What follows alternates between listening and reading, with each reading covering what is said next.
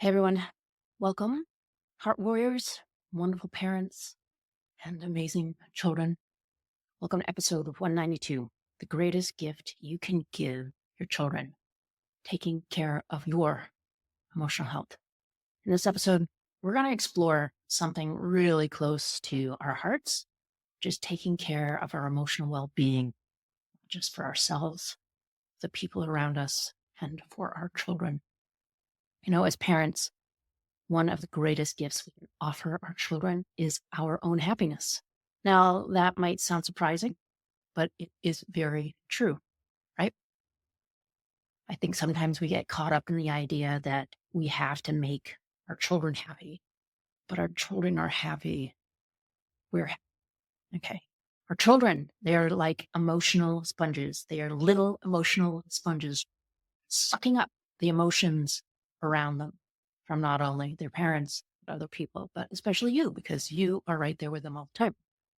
They pick up and absorb the feelings they observe in us, whether we're stressed, anxious, or calm or grounded.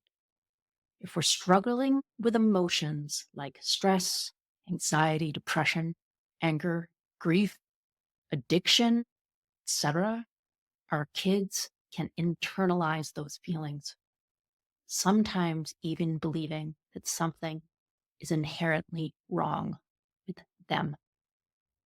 This is why it's so important to prioritize our own emotional regulation and our nervous system health. I want to remind you, taking care of yourself is not selfish. In fact, it's one of the most loving things you can do for your children. When you manage your own emotional state, you can create an environment where your children can thrive. Each moment you invest in self-care for yourself, whether it's a walk, reading, quiet time, is a moment invested in your child's future emotional stability. They get to observe you taking care of yourself. So how do we do this? Emotional regulation is about maintaining balance, especially during really tough times and emotions that can knock us out, right? And I developed the Heal Your Story method to do just that. Reduce your anxiety and tame your emotional triggers. So these practices help you stay centered and calm. These techniques help you respond thoughtfully rather than reactively. Okay, that's how our nervous system goes out of sorts. They also model emotional resilience for your children. Okay? If you'd like my help, please reach out to me to discuss program options. So let's carry on, right? You might be thinking, what if I didn't grow up with emotionally regulated parents? What if my parents struggled with their own emotions? Or if my parent was angry all of the time? Is it too late for me? I want to assure you, it is never too late. No matter what environment you grew up in, healing is always possible. The sensitivity you may have developed in a dysregulated household can actually become one of your greatest strengths if you commit to your own healing. Start by addressing deep-seated emotional wounds. Sometimes you might not even know what they are, right? Journaling is a great place to start. When you dive deep into your own healing, you don't just change your own emotional landscape. You create a new, emotionally resilient lineage for your children, their children, and beyond. So by seeing your journey, they learn that healing is possible and that emotional pain can transform into growth.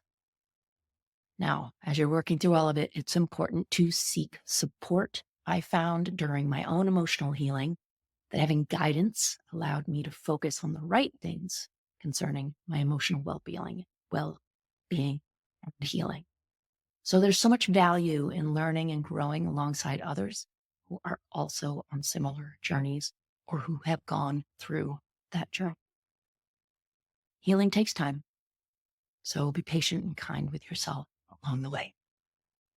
So here's a key point: open dialogue. Talk with your children about emotions in a safe, non-judgmental space. Teach them the value of emotional honesty. Give them tools that will help them navigate feelings for a lifetime.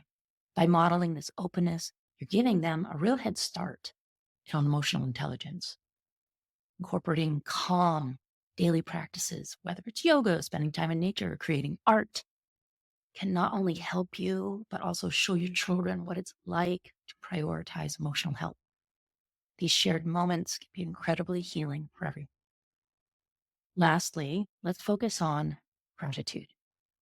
Even when life is challenging, like right now, even when life is challenging, gratitude is a powerful tool for shifting your perspective. It reminds us of the good things in our lives, no matter how small. Take a moment each day to reflect on what you're thankful for and share that gratitude with your children.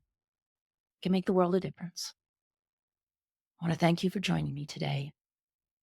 Felt this was important in the climate that we're in right now as we head into the first week of November. Thank you for being open-hearted and committed to creating a loving and emotionally healthy space for your family and the people around you. Remember, you are not alone in this. There are many parents walking this path alongside you, okay? Supporting each other as you grow and heal together. That is what we need to do with each other. So here's to a future with love, emotional wellness, and peace. Sending lots of love to you.